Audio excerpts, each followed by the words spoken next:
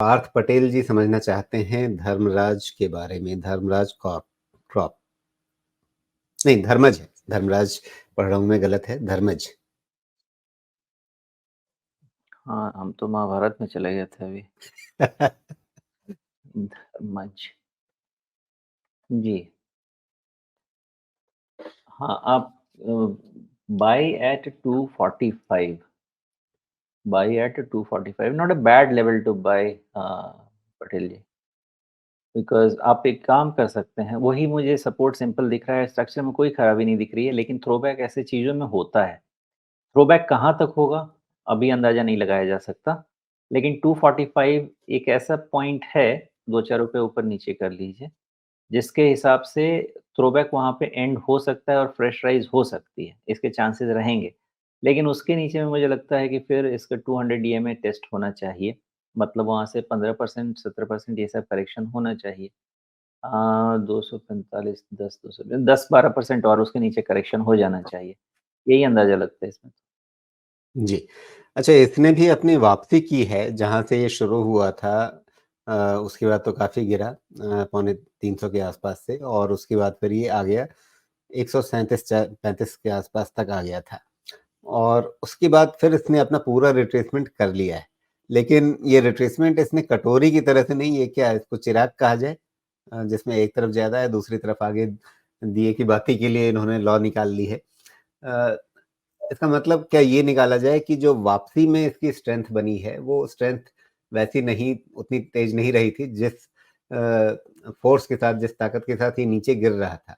तो ये वापसी अगर धीमी है, तो इन लेवल्स के आस-पास इसको एक रेजिस्टेंस मिल ही जाएगा और थोड़ा-सा एक करेक्शन हो, उसके बाद फिर आगे की जर्नी शुरू होगी। देखिए, इसमें ऐसा है ना कि अगर इसको डिस्कस करना है तो जैसे ये मुर्गा होता है ना, तो मुर्गा अपना चारा खाने के लिए ना चोंच नीचे मार के जाता है, फिर वापस आता है। वो स्ट्रक्चर इसमें देखा जाता है।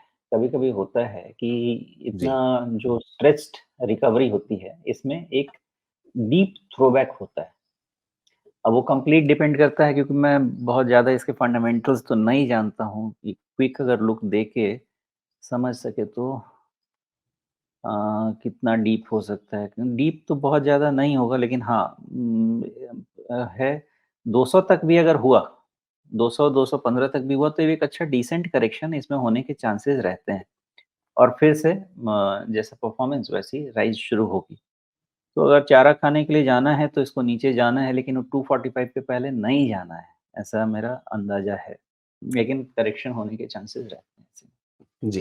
थोड़ा-सा और इसके आंकड़े देख रहा था मैं जो तिमाही नतीजे हैं और उन तिमाही नतीजों से ऐसा लगता है कि जब इसकी लिस्टिंग हुई उससे पहले थोड़ा सजा-संवा करके दुल्हन को मंडप में लाया गया और उसके बाद फिर जब सारी विधियाँ संपन्न हो गई तो उसके बाद एकदम से इसका मुनाफ़ा घट गया।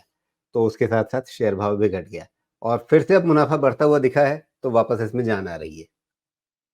हुँ।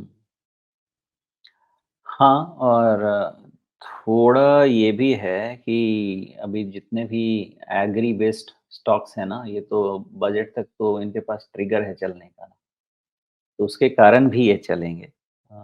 ज़्यादा अंदाज़ा मुझे यही लगता है कि उसके कारण ही थोड़े बहुत इसमें प्राइस सस्टेन होगा और उसके जी, बाद करेक्शन आ सकता है। तो जनवरी ऑलमोस्ट खत्म ही होने को है, खत्म होने को आधा निकल गया। हाँ, तो 1 डेढ़ महीना और है इनके पास चलने के लिए, लेकिन राइज़ बहुत हो चुकी है। तो इसीलिए जी। मुझे लगता है कि शायद 245 के नीचे ये जाएगा नहीं, जाके फिर वापस इंटरिम बजट वाले होप में कुछ ट्रिगर लेके वापस आ जाएगा। ओके।